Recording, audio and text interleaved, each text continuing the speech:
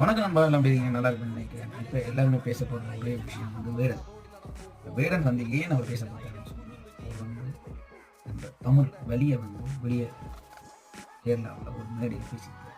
அவருடைய அம்மா வந்து யாழ்ப்பாணம் வந்து அவங்க அம்மா பட்ட வலியை ஒரு பாடலில் கருத்தாக வெளியிட்டார்.